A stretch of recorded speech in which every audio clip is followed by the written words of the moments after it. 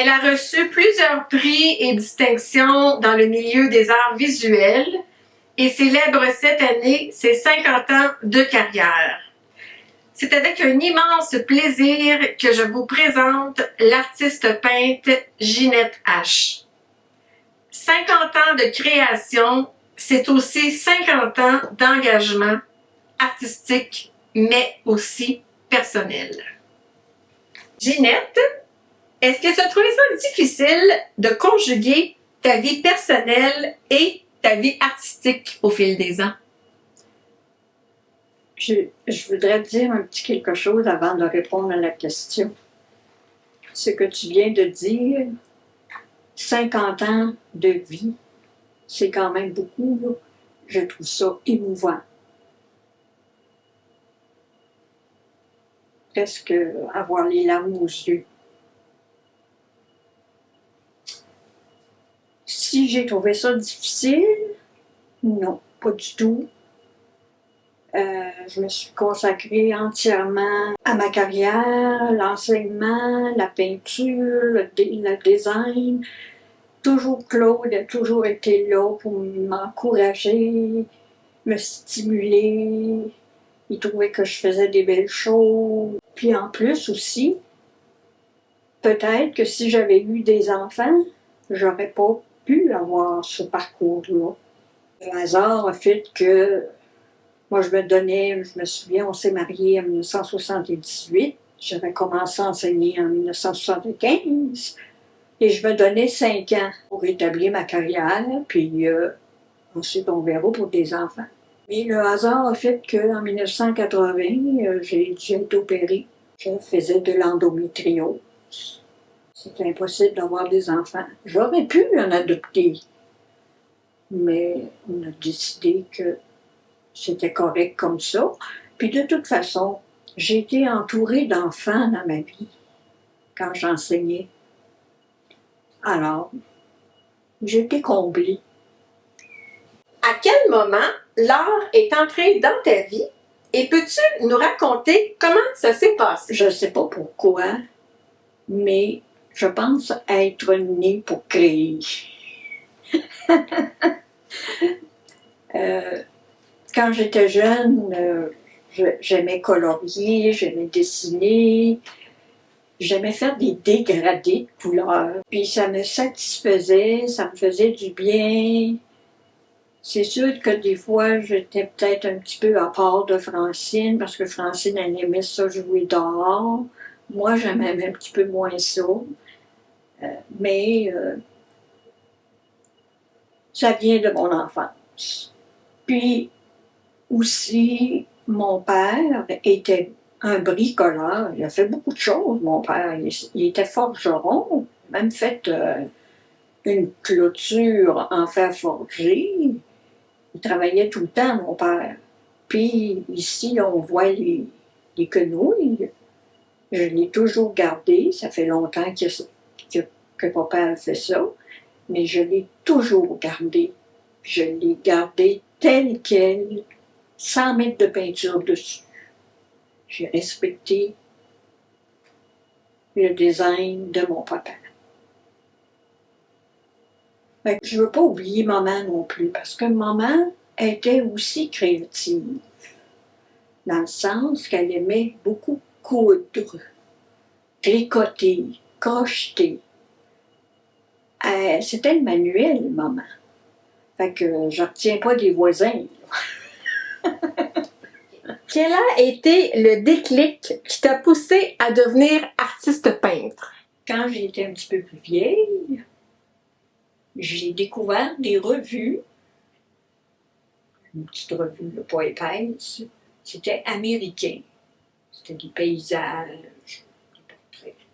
Puis, je voulais les copier, puis essayer de peindre comme l'artiste. C'est comme ça que ça a commencé. Puis, en plus, c'est grâce à mon père qui s'était acheté un petit kit de peinture à l'huile. Puis là, moi, aussi, je voulais peindre à l'huile. Que mes parents m'avaient acheté un kit de peinture à l'huile. Alors, C'est pour ça que j'ai commencé à faire des copies, parce que je trouvais que c'était valorisant d'essayer de faire le plus pareil comme le peintre, tu sais, respecter le style du peintre. As-tu suivi une formation artistique ou es-tu autodidacte? D'abord, j'ai été une jeune autodidacte. J'ai appris par moi-même. Quand le coloriage, ça c'est venu par moi-même, par intérêt. Puis quand j'ai commencé à faire de la peinture à l'huile, des copies, j'avais pas de formation. C'est au moment où j'ai décidé de devenir artiste peintre que là, j'ai pris un autre penchant. Je suis allée dans le domaine de l'enseignement. J'ai fait un bac en plastique et en pédagogie à l'Université du Québec à Trois-Rivières. Ça, c'est des années 70. Par après, j'ai commencé à enseigner, mais j'ai eu le goût d'avoir de la formation. Parce que j'avais l'impression qu'à l'université, je n'avais pas appris grand-chose. Je me sentais un peu démunie. Mes premiers cours, je m'en souviens, c'était avec François-Yves Landry, un excellent peintre figuratif, très minutieux. On faisait ça à l'ancienne galerie Louise Carrier, mais à l'époque, ça s'appelait la Maison Louise Carrier. Parce que la Maison Louise Carrier, c'était Louise Carrier et son mari qui demeuraient là. Mais elle est décédée en 1976. Et son mari a quitté la maison. La maison a été vendue. Et finalement, la maison a été acquérie par la ville. C'est devenu la galerie Louise Carrier. C'est comme ça que j'ai commencé à suivre mes premiers cours. Mais par après, j'ai suivi d'autres cours avec une aquarelliste, Lucie Dolbeck. J'ai suivi plusieurs cours avec elle pendant 2-3 ans. Ensuite, il y a eu Edith Lessard qui m'a donné mes premiers cours en acrylique. C'est sûr qu'à l'université, on faisait de l'acrylique, faire du portrait, non? C'était refusé. J'avais montré, je me souviens, j'avais montré un portrait que j'avais fait de Mireille Mathieu. Puis il était beau. C'était refusé. Il fallait faire de l'abstrait. Alors, c'est ça.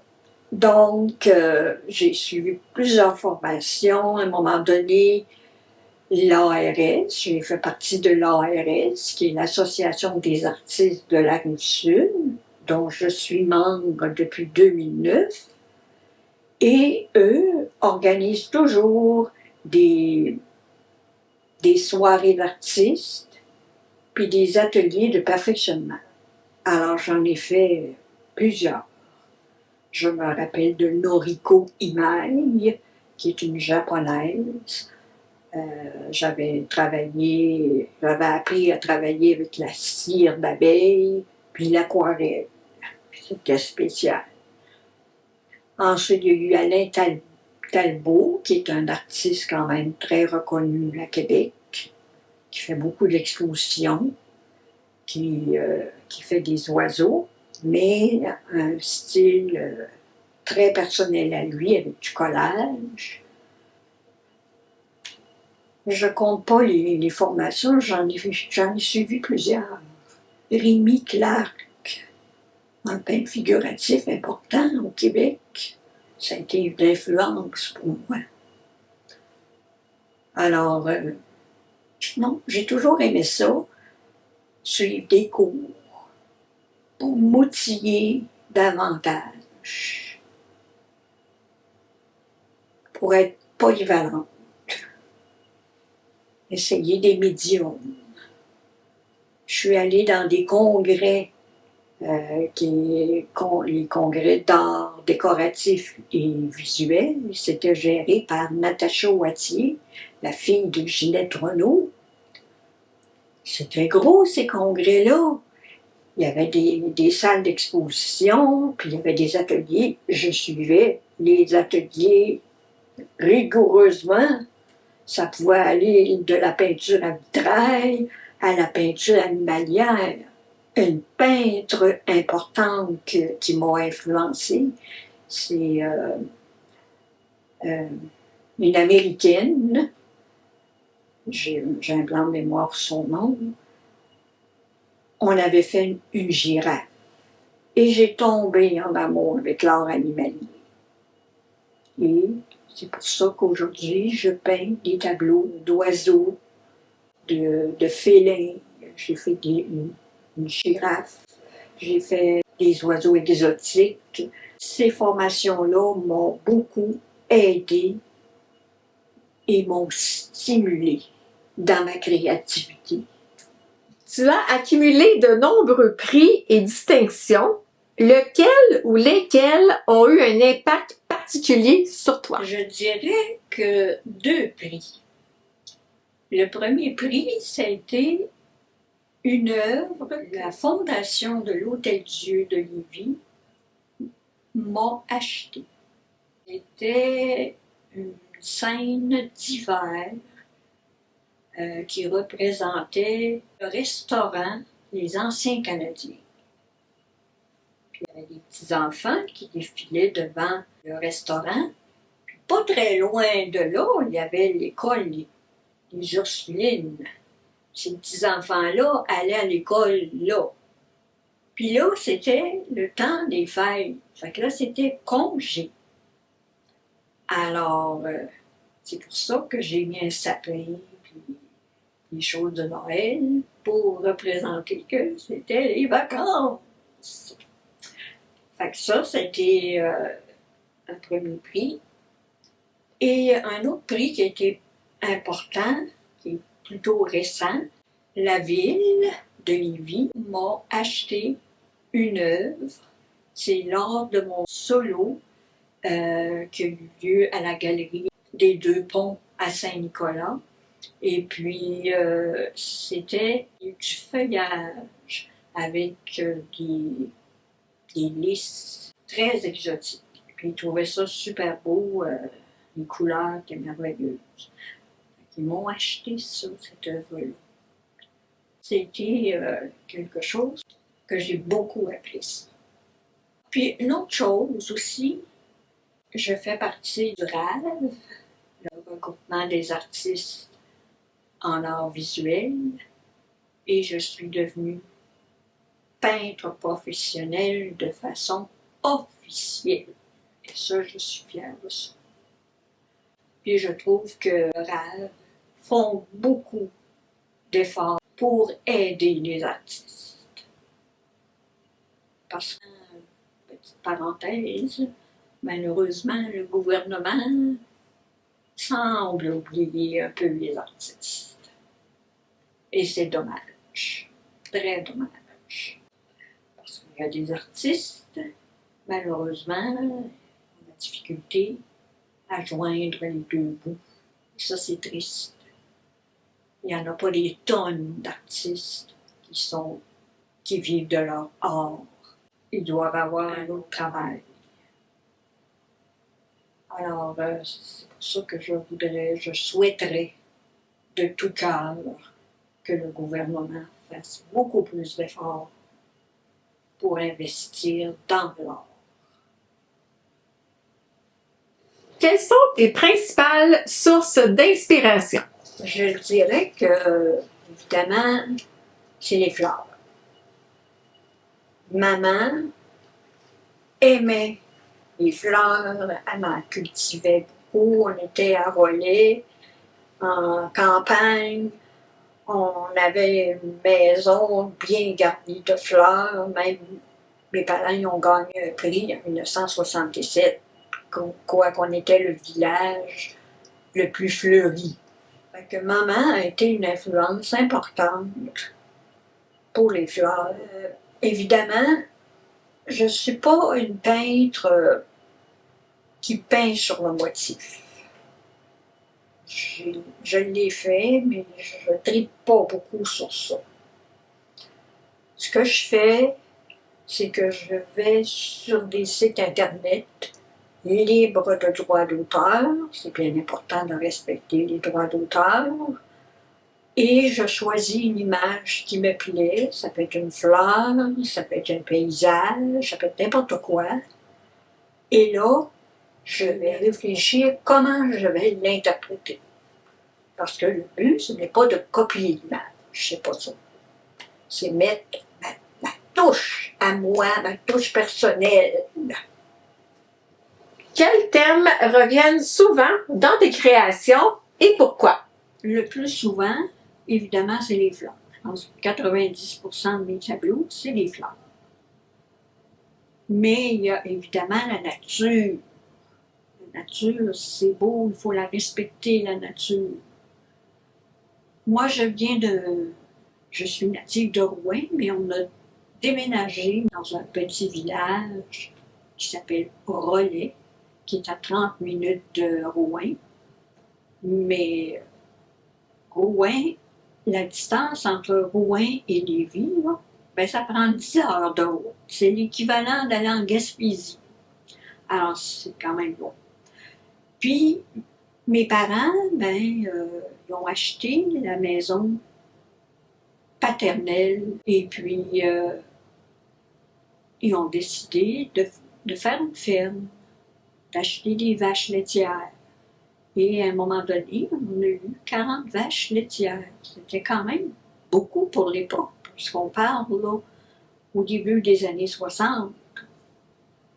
Il n'y avait pas beaucoup de cultivateurs là, à Relais. Il y avait à peu près 300 habitants. C'était pas gros. La nature a été bien importante. Les animaux, les vaches, les poules. Il y avait différentes sortes d'animaux. Je me rappelle, ils ont eu un cheval, il s'appelait Prince. Il était beau, le cheval. Alors, c'est ça, c'est la nature puis les fleurs. Y a-t-il des grands maîtres qui ont influencé ta démarche artistique? C'est d'abord les impressionnistes. Je vais vous dire pourquoi. Il y avait un professeur au collège de Lévis, un prêtre, qui enseignait l'histoire de l'art. Et parfois, il m'invitait à donner un cours sur les impressionnistes. Et j'adorais ça. Les peintres qui m'ont influencé beaucoup, bien évidemment, il y a Van Gogh et puis Gauguin, parce qu'ils ont des contours. Des contours noirs. Alors, on appelle ça du cloisonnisme. Puis, quand je suis allée en France en 1985, j'ai vu de magnifiques vitraux. Et ça a été une influence importante. Parce que maintenant, mes œuvres sont plus stylisées, plus simplifiées, puis je vais ajouter des contours. Alors, Van Gogh, puis Gauguin sont des peintres importants. Mais il y en a un autre aussi que j'aime énormément. Quand je suis allée à Paris, je me souviens d'être allée voir une grande exposition de Renoir. J'ai vu des œuvres extraordinaires. Et il y en a une qui m'a marqué beaucoup. Elle est immense. C'est le déjeuner des canotiers. Cette œuvre-là, je pense que je suis restée pendant 10 minutes à regarder l'œuvre, tous les détails. Et je trouvais ça extraordinaire. J'avais l'impression d'être dans le tableau. Alors, Renoir, c'est un excellent peintre. Très bon peintre. Que j'adore, que j'ai admiré beaucoup. Et dans nos peintres canadiens, il y a aussi Ozias Leduc. Ozias Leduc a fait des vitraux. Mais il a fait aussi des peintures. c'est de l'hyper-réalisme. Le souci du détail, c'est extraordinaire. Moi, j'admire les peintres qui ont une rigueur dans leur travail, une patience, une passion de peindre. On le sent tout de suite dans l'œuvre du peintre. Il y a un tableau aussi, mais c'est les trois pommes. C'est un tableau qui est très simple, mais qui est tellement beau. La composition est parfaite. Ici, un autre. Encore de l'hyper-réalisme. Alors, c'était un peintre qui était très rigoureux. Et ça m'a appris à être rigoureuse dans ma peinture. Le souci du détail, pour moi, c'est important. Quels sont les artistes qui ont croisé ta route depuis 50 ans, dont tu apprécies particulièrement le travail artistique et pourquoi? D'abord, il y a eu mon premier professeur de peinture à l'huile qui s'appelle François-Yves Landry. J'ai découvert ses œuvres, ça fait quelques années, il doit faire à peu près 10 ans. Il a exposé à la galerie Louis Carrier. D'ailleurs, c'est là qu'on avait nos cours enseignement, ça s'appelait la maison Louis Carrier. Puis après, c'est devenu la galerie Louis Carrier. Et j'ai vu ses œuvres, il fait des fleurs, des paysages, et c'est d'une minutie, il travaille avec des petits pinceaux. C'est extraordinaire. Souci du détail, la rigueur, on sent sa passion, son amour de la peinture. Malheureusement, il est à Montréal, je ne peux pas le voir régulièrement. Et un autre peintre que j'ai connu lors de Symposium, c'est Jean-Pierre Neveu.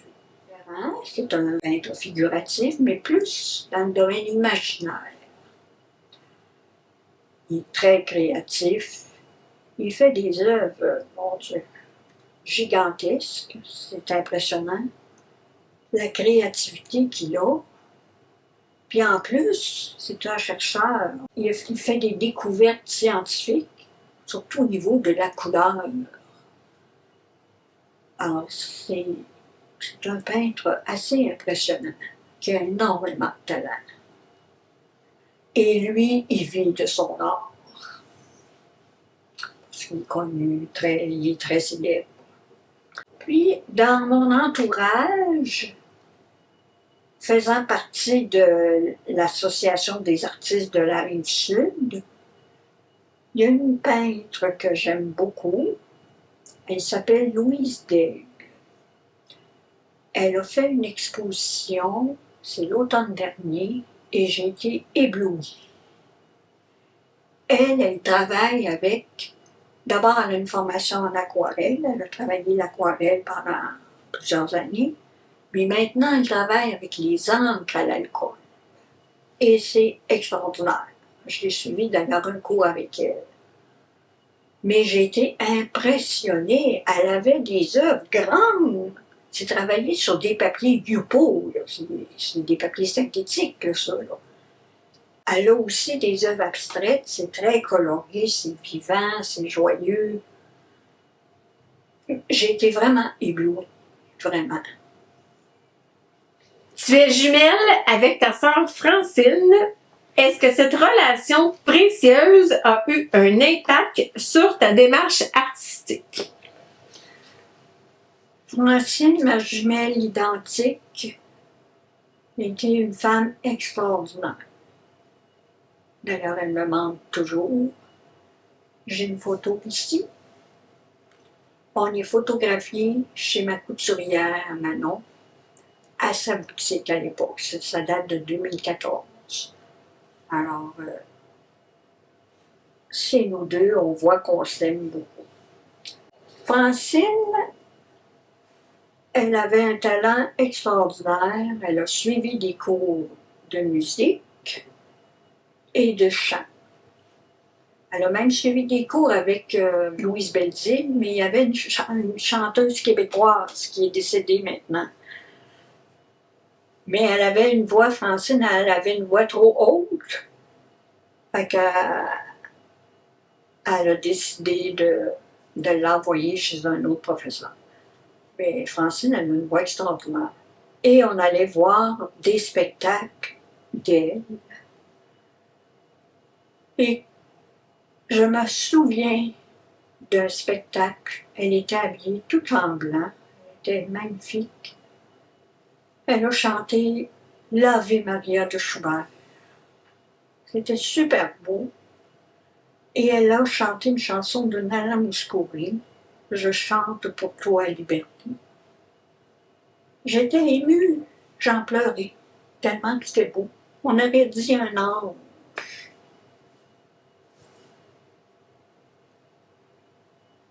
Fait que à chaque fois qu'elle avait des spectacles, j'allais la voir. Elle a même donné un concert à Rouyn-Noranda, au Théâtre du Cuivre. Un concert, une première partie, puis une deuxième partie, avec une pianiste, en 1977. Je fréquentais Claude à ce moment-là. Je l'encourageais, je la stimulais, mais malheureusement, on était séparés. Dès le début de l'école, les religieuses ne voulaient pas nous mettre ensemble dans la classe. On était séparés. Puis, on a toujours été séparés. Parce que moi, quand j'ai eu mon emploi, c'était à Lévis. Puis Francine, en même temps, elle a eu un emploi, mais à Montréal. Elle était infirmière. Fait qu'on était séparés, mais on se voyait souvent. Elle a demeuré à Montréal pendant 1 an, puis ensuite, elle a déménagé à Saint-Hubert parce que mes parents avaient vendu leur maison à Rouen. Puis ils voulaient se rapprocher de Montréal parce qu'il fait plus chaud. Parce qu'en Abitibi, c'est froid. Alors, on allait chez Francine, puis Francine venait faire son tour quand elle avait des vacances. Puis, elle descendait, elle venait me voir travailler, peindre, elle trouvait ça beau, puis elle m'encourageait. Fait que, Francine, ça a été une perte dans ma vie. Et une perte importante.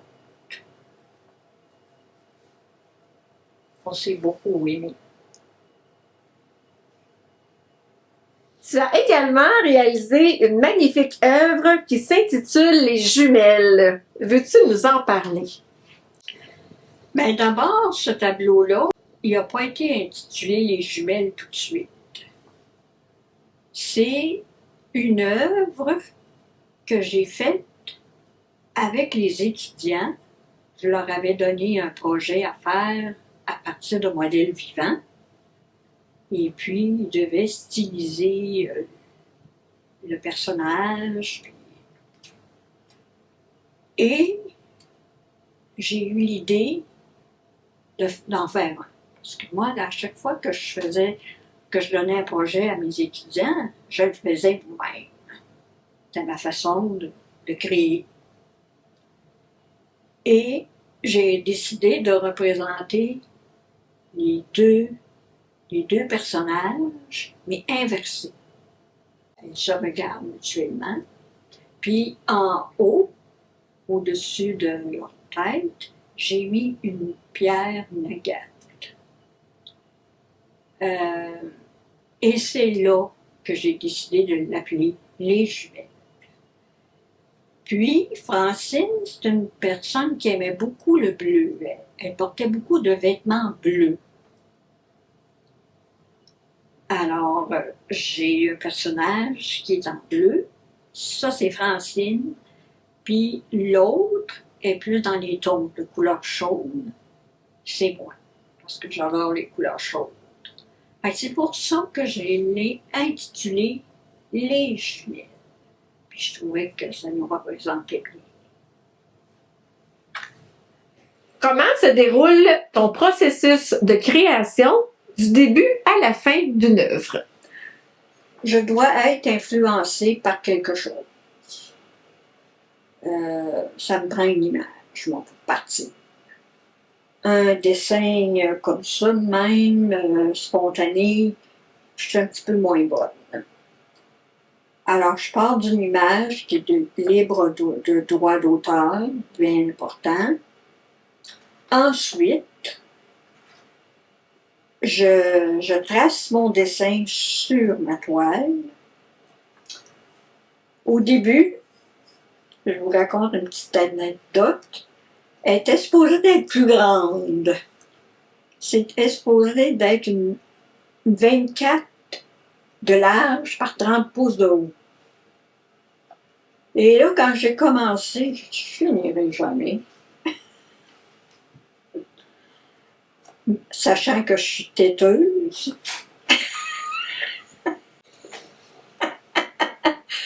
Alors, j'ai décidé de prendre un format carré plus petit, c'est 16 par 16. Je pense bien avoir le temps de la finir pour l'exposition. Alors, là, je trace mon dessin. Cette fois-ci, il n'y a pas eu de magouflage de papier, rien. J'ai pris un compas pour tracer ma lune. Parce qu'il y a une lune. Puis ensuite, j'ai appliqué de la feuille d'or. Mais c'est pas facile à appliquer de la feuille d'or. Puis, j'avais de la feuille d'or 24 carats, mais j'en ai manqué. Alors, j'ai pris de la feuille d'or synthétique. Mais je me rends compte que c'est pas la même couleur. Alors, je vais devoir retoucher ça. J'ai voulu en commander sur Amazon. Il n'y en a pas. Elle n'est pas disponible. Je dirais chez Aubin de Serre en espérant qu'il y ait de la feuille d'or 24 carats. Ensuite, ben là, j'ai dessiné mes arbres. Puis les petites roches, les fleurs. Puis, là, je me suis mis à peindre. Une fois avoir fait la feuille d'or, j'ai décidé de commencer par peindre mon papillon. Étant donné que ça la vedette du tableau, c'est mon point focal, et je suis fière de mon papillon. Mais là, il n'est pas bien mis en valeur parce que j'ai mis de la frisquette dessus. Puis, une petite anecdote. Quand j'ai tracé mon dessin sur ma frisquette, j'ai pas pensé de le mettre sur le bon bord. Fait que je me suis rendu compte en l'appliquant, mon papillon, il n'est pas parfaitement symétrique. Fait que, il y a des places où que la frisquette, il n'y en a pas. Ça, c'est l'expérience. Bon. Puis, après ça, une fois que le papillon a été fait, ben là, j'ai travaillé les arbres. Là, je travaille l'eau. Mais pour finir, j'ai des fleurs. Sur l'image, moi, j'en ai rajouté une ici parce que je trouvais que juste une là puis une là, ça faisait trop symétrique. Alors, j'en ai ajouté une. Et ça va être en 3D. Avec de la pâte à modeler que je vais mettre dans un sac pour les pâtisseries. Et je vais faire le contour de mes fleurs avec le sac à pâtisserie dont je vais couper une petite pointe. Puis ça va tout être en relief. Puis ça va être la même chose pour la chenille du papillon, parce que c'est pas peint encore. Donc, les fleurs, ça va donner du relief. Ça va être intéressant. Puis évidemment, l'eau, c'est à retravailler, là, parce que c'est loin d'être fini. Alors voilà, puis après ça, je peins mes côtés pour que ce soit propre. Et je peins même l'envers. Voyez-vous comme je suis têteuse. Alors, ben là, il manque les antennes. Fait que là, ben ça, j'ai ça sur mon papier calque, qui est ici. Et ça va aller comme ça. Alors, je vais passer mes antennes, puis après ça, je vais mettre ma petite pâte à moitié. Et après, une fois l'œuvre terminée, je sais, j'écris G.ASH. Puis à la place du point, je vais mettre une petite pierre. C'est ma signature. Quelle technique ou matériaux préfères-tu utiliser et pourquoi? Évidemment, j'adore travailler les techniques mixtes. Depuis que j'ai découvert ça, quand j'ai commencé à peindre de façon professionnelle à partir de 2009, je me suis adonnée à ça, puis j'adore ça. Évidemment, je travaille en acrylique. J'ai longtemps peint à l'huile, mais je préfère l'acrylique parce que c'est pas plus facile à travailler que l'huile, mais tu peux, ça prend moins de temps, tu peux travailler par couche. Puis moi, entre chaque couche de peinture, je mets du gloss médium. Pourquoi? Ça permet, quand c'est bien sec, quand tu ajoutes une autre couche de peinture en lavis, ça permet de faire des transparences grâce à ça. C'est comme Léonard de Vinci avec sa Joconde. Il y a à peu près une centaine de glacis sur ce tableau-là. Aussi, bon, l'acrylique, j'aime bien travailler avec les Posca, qui sont des feutres acryliques. Tu as différentes grosseurs. Tu en as des petits, les mines .7, tu as .9, puis tu as encore plus gros, qui est 1.3. J'utilise parfois, mais pas tout le temps, de la frisquette, qui est une espèce de mactac, transparent. Puis je trace ton dessin, puis ensuite tu appliques ta frisquette dans le but de protéger des zones de ton tableau. Évidemment aussi, j'aime beaucoup mettre du relief. J'utilise des pâtes. Celle-là, c'est mon marteau, mon Mountain Page. J'utilise aussi beaucoup Liquitex également. Ou Golden. Bon. J'ai différentes marques de peinture. Moi, je choisis les couleurs d'après mon feeling. Peu importe la marque, que ce soit du Liquitex, du Studio ou une nouvelle marque qui est sortie, qui est Amsterdam, qui est ça. Ils ont des belles couleurs. Combien de temps je mets sur une œuvre au niveau de la durée? Ça dépend évidemment de la grandeur du tableau, mais c'est pas nécessairement la grandeur aussi. Ça dépend aussi du détail qu'il y a à faire.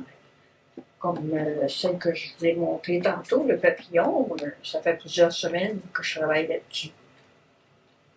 Celle-là, je suis partie de cette photo-là et j'ai dessiné mon visage et j'ai décidé de prendre, d'imprimer en noir et blanc des fleurs que j'ai découpées une par une. Et c'est là le défi. Ça va être de peindre toutes ces fleurs-là. Le visage, je commence à être plus satisfait. Je vais avoir retravaillé les yeux. Mais c'est sûr que ça, c'est un tableau qui va demander au moins un mois de travail. Un mois. Puis, les fleurs que j'ai mis ici, ils vont être en 3D avec de la pâte de structure. J'aime beaucoup ça, travailler avec la pâte de structure. Ça donne la dimension. Il va y avoir la robe. Peut-être que je vais intégrer du collage dans la robe. Avec des papiers. On verra. Ça va venir au fur et à mesure, selon l'inspiration. Comment choisis-tu le titre de tes œuvres? Le titre de mes œuvres, je l'ai choisi souvent lorsque la toile est terminée. Parce que j'ai pas vraiment d'idée au départ. Puis même parfois, c'est difficile de trouver un titre. Celle-ci, je l'ai appelée l'excentrique. Et je vous explique c'était quoi là. Ça, c'était dans un concours au musée Marius dans la Beauce. Les finalistes pouvaient exposer leurs œuvres. La mienne en a été exposée, j'ai été finaliste. Et le thème, c'était l'audace. Je me demandais qu'est-ce que je vais faire. Alors, m'est venue l'idée, je suis partie d'un visage. Après ça, j'ai trouvé un modèle de turban, modèle de fleurs, modèle de plume de pain. Puis j'ai composé mon tableau comme ça. Ça a été long de faire ça. Puis ici, la robe, au lieu de la peindre, j'ai déchiré un papier avec des petits motifs que j'ai déchirés puis que j'ai collés. Je trouvais que ça faisait un bel effet. Ici, on dirait que c'est des perles, des petites pierres, mais elles sont peintes. Ça date de 2014, ce tableau-là. Alors, je suis assez fière de ce tableau-là. Franchement, ah oui, puis j'avais vu un chapeau avec des cerceaux. Ah ben, j'ai dit, tiens, je vais mettre ça. Je combine souvent plusieurs images pour faire un tableau. Ginette, quel message ou émotion cherches-tu à transmettre aux spectateurs à travers ton art? C'est d'abord d'éblouir. Souvent, là, les gens trippent sur les couleurs. Émerveiller. Éblouir. Je n'ai pas de message philosophique, c'est très simple. Comme celui-ci, ce tableau-là, c'est l'amour que j'ai voulu illustrer. C'est influencé de ma sculpture en haut. Là. Je l'ai dessiné, ensuite je l'ai peint, j'ai introduit des perles autour de sa robe, de la dentelle. Les cœurs, c'était un tissu, un voile transparent, mais avec du doré. J'ai découpé des cœurs dans les tissus. J'ai incorporé des fleurs. Ici, c'est en 3D. Puis, j'ai mis de la feuille d'or. Ce que je veux que les gens aiment de mon art, le souci du détail aussi. La féminité aussi. J'aime représenter les choses féminines. Les fleurs, c'est féminin. La femme, j'aime les choses élégantes, la grâce. C'est ça que je veux illustrer dans mon art. Il y en a qui sont impressionnés par le souci du détail que j'ai. Entre autres, lors d'un symposium en 2023, Luc Lacourcière était venu voir des artistes. Puis quand il a vu mes œuvres, il a été ébloui. Il n'en revenait pas. Alors c'est ça. L'éblouissement, l'étonnement. De quelle œuvre es-tu la plus fière et pourquoi? C'est une œuvre qui a été réalisée dans le cadre d'une exposition annuelle de l'ARS aux Galeries des Deux Ponts. Et la thématique, c'était l'heure printanière. Je l'ai intitulée Les messagères des beaux jours. Puis j'ai voulu représenter un peu le printemps. Évidemment, il n'y a que la couleur. Et mes oiseaux, j'ai intégré des collages de papier japonais. J'adore les papiers japonais. Alternés avec de la peinture et même de la texture, comme des espèces de petites paillettes. Et pour bien délimiter les formes, qu'on voit bien chaque forme, ben, j'ai fait des contours. Le cloisonnisme. Alors, c'est un thème que j'aime beaucoup. J'ai travaillé fort, par exemple. Ça, c'est un gros mois de travail. Parce que quand tu découpes tes morceaux de papier, c'est un peu comme un patron de couturière. Tu prends un papier calque, tu traces ta forme, après ça, tu choisis ton papier que tu veux mettre en valeur, puis à partir de ton papier calque, tu découpes ta forme, puis tu vas la placer où tu veux. C'est pour ça que c'est là. Et évidemment, j'aime les brillants. Fait qu'il y en a des brillants. J'ai illustré ici un soleil, le soleil qui se lève, puis c'est très coloré. Ginette, à combien d'expositions as-tu participé au cours des 50 dernières années environ? Je suis presque gênée de le dire, mais j'ai au moins 200 expositions. C'est assez impressionnant. J'ai une vingtaine de solos, un duo, puis des collectifs, en voulez-vous en là. Je suis très fière. Puis aussi, je dois dire que j'ai eu la chance d'exposer à l'espace contemporain sur le chemin Sainte-Foy à Québec. Je faisais au moins 4 à 5 expositions par année, juste là, à partir de 2012 jusqu'à 2019. Malheureusement, Michel a fermé parce que ça a changé de propriétaire, puis la galerie, ben, elle n'existe plus. Mais j'adorais ça, aller là, parce que tu avais des thèmes différents tout le temps. Fait que ça te permettait de sortir de ta zone de confort, puis faire travailler tes ménages. Les expériences de mes expositions m'ont apporté beaucoup de motivation, de stimulation, de fierté, qui démontre que j'ai travaillé beaucoup. Ça me rend un peu émotive, excusez-moi. Une anecdote, lors de mon dernier solo en 2023 à la Galerie des Deux Ponts, j'avais une œuvre que je faisais tirer à la fin de l'exposition. Fait que les gens écrivaient leur nom sur un petit papier, puis ils le mettaient dans une petite boîte. La dernière journée de l'exposition, c'était avec Isabelle Veilleux, la responsable de l'exposition. Savez-vous qui qu'elle a pigé?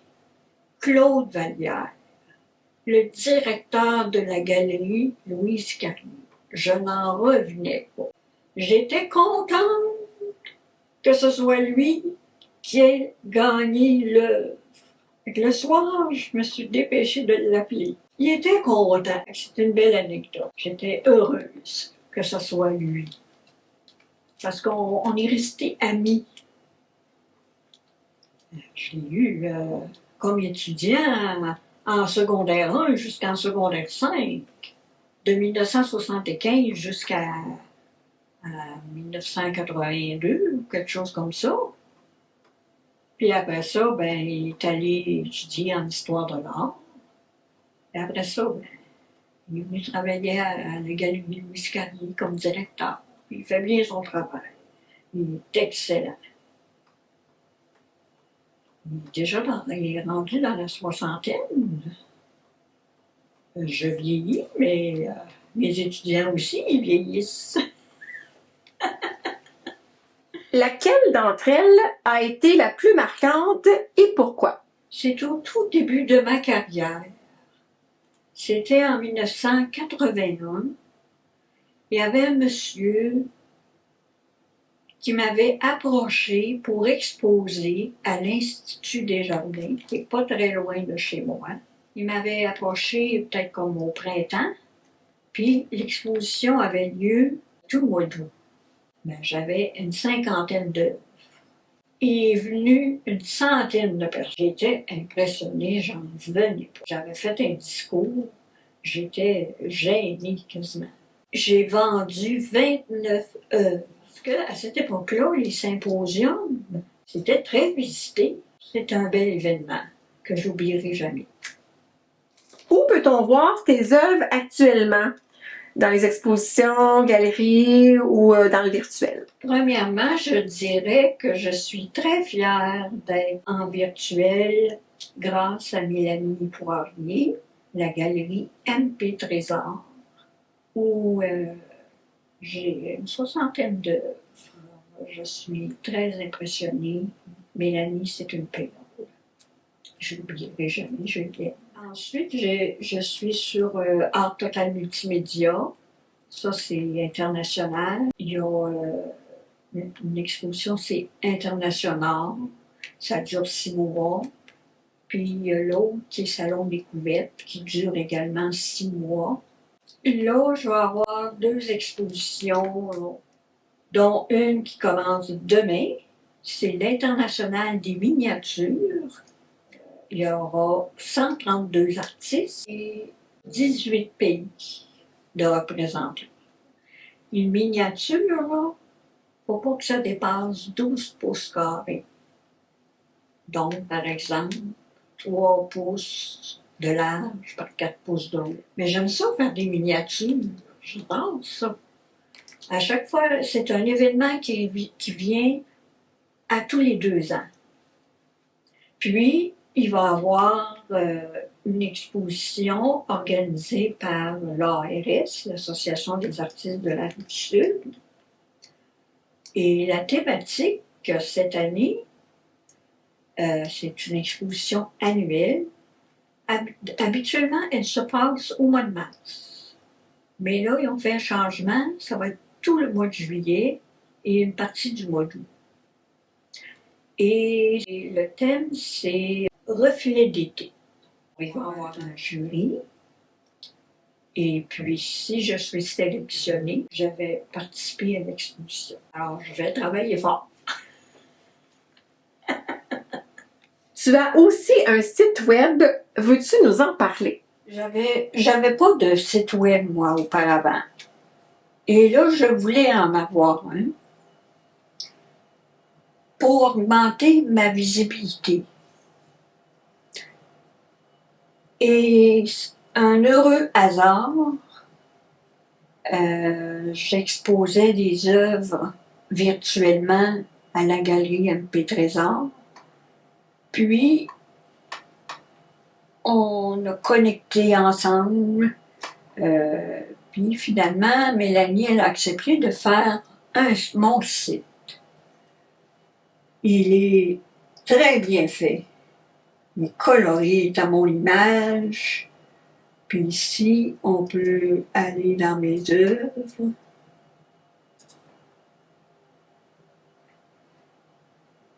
Puis, c'est tout séparé par thème, abstrait, animaux, les fleurs, nature morte, paysages, personnages. Je clique sur les fleurs. Voilà les fleurs.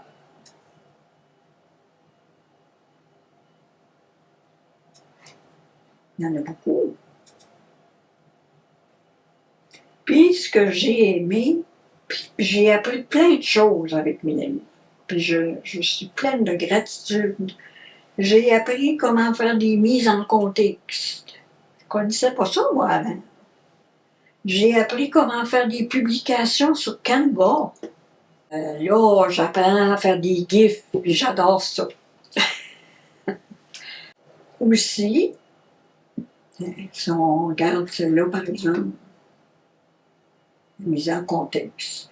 C'est le fun parce que tu prends ton œuvre, tu respectes les dimensions de l'œuvre, puis là, tu choisis un décor.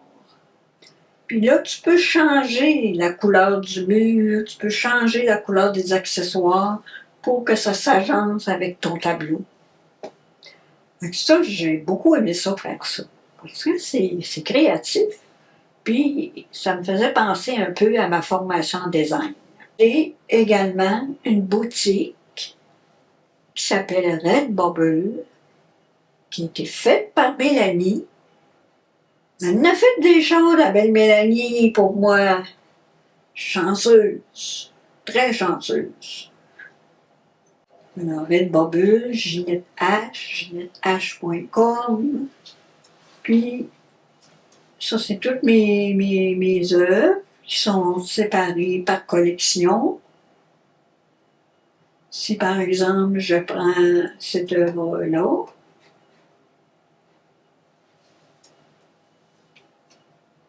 je vois tous les produits dérivés. Il y a tellement de produits dérivés, il y en a 80 quelques produits dérivés créés à partir de mes œuvres, puis mes œuvres, j'en ai à peu près 100. Ça va augmenter au fur et à mesure. Alors, je suis fière de ça. Puis en plus, je suis sur Pinterest et Google Entreprises. Et c'est grâce à Mélanie. On a travaillé un coup. Je suis comblée grâce à toi. Quel conseil aimerais-tu partager aux artistes qui débutent? C'est accepter la critique des œuvres de la part des enseignants. Ça, c'est primordial. Les élèves sont là pour apprendre, pour s'améliorer. C'est indiscutable. Un autre conseil que je donnerais, il y en a qui pensent que c'est facile, l'art, mais c'est pas si facile que ça. Il faut travailler. Il faut avoir de la persévérance. Il faut croire en soi aussi, bien important. Puis, avoir de la discipline. Et ça, c'est mon micro. Il est-tu beau, mon micro? Il est doux, mon micro. Et ça, c'est le tablier de Mélanie. Il est beau, hein? Il est coloré à mon image. Si tu fermes les yeux et que tu repenses à ces 50 années de création, qu'est-ce qui te revient en tête en premier? C'est la fierté. Puis je dirais même que, à force de travailler avec Mélanie, je suis impressionnée de tout ce que j'ai fait. L'émerveillement, la fierté.